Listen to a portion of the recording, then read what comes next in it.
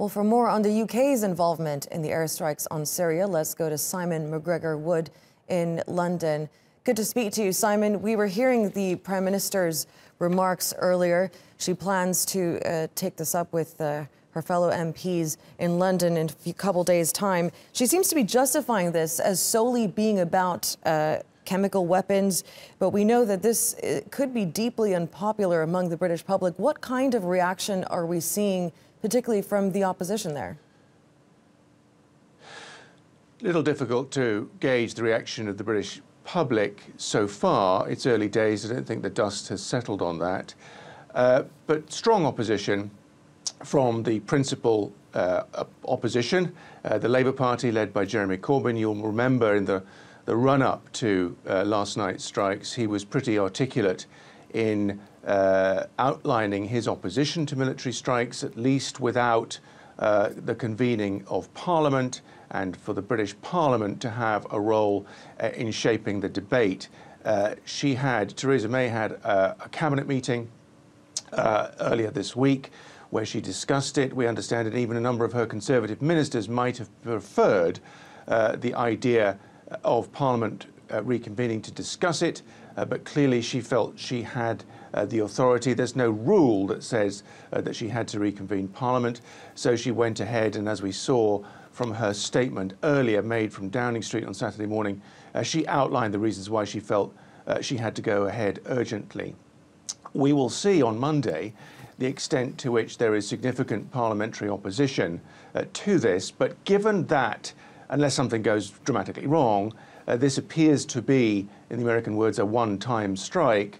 They will be discussing something that happened more than 2 days before, and I think it will probably only be an opportunity for Jeremy Corbyn and some within his Labour Party and other smaller opposition parties to express their dismay that Parliament wasn't recalled. We understand that Jeremy Corbyn has written a letter today, Saturday, to Theresa May, seeking further clarification on the legal advice that she received in the hours running up to her agreeing that the RAF should take part in these strikes. So, yeah, we will see the extent of the opposition at a political level on Monday in the House of Commons.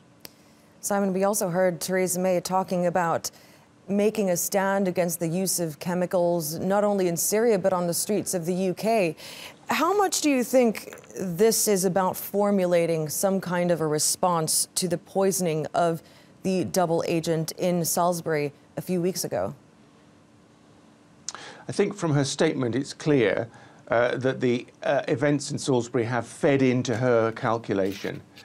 We've known, haven't we, since the attack on the Skripals in Salisbury over 6 weeks ago, the British, based on the evidence from their scientists, based on the intelligence that they shared with some of us in the public domain for the first time a few days ago, are clear that the Russians were behind it.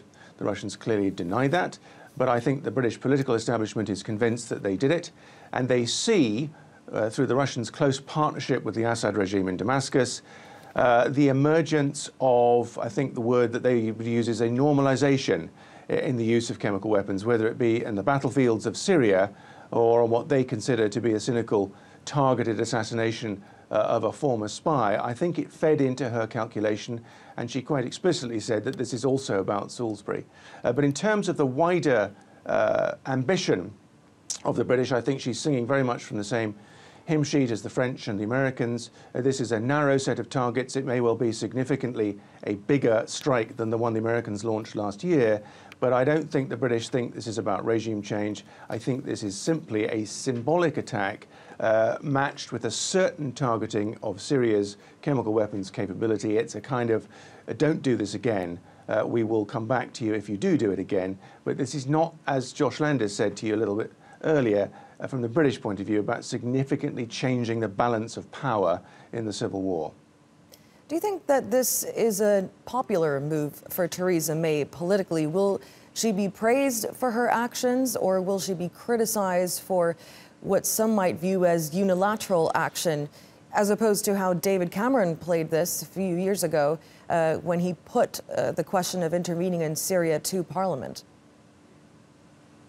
I think given what we know so far about the attacks, the fairly limited nature of them, the fairly limited British involvement in them, the fact that as far as we know, there hasn't been any disastrous collateral damage, that they were limited in nature and scope, I think most of the British public will have supported them, given that they were limited in scope. There was a lot of media coverage, as you can imagine, of the after effects of the attack in Ghouta. British public opinion, I think, pretty much swung behind the need to do something about it. I think the argument that you cannot allow the use of chemical weapons to become normalized, to become routine in any kind of conflict, particularly given what's happened in Salisbury, and I think most British people accept the British government position on that. I think she felt confident that she was carrying public opinion with her. There is a part of British society that still smarts very much after Tony Blair's decision to take this country into the war in Iraq. Jeremy Corbyn, a certain section of the Labour Party, that has a significant following. And those people will, I think, instinctively be against this kind of military involvement. But I don't think in the calculation of a British Prime Minister working out whether it's a good idea to get involved or not, I think she, Theresa May, would have thought, I reckon I can carry most of British public opinion with me on this issue. All right, Simon Mcgregor-Wood, thank you so much for joining us from London.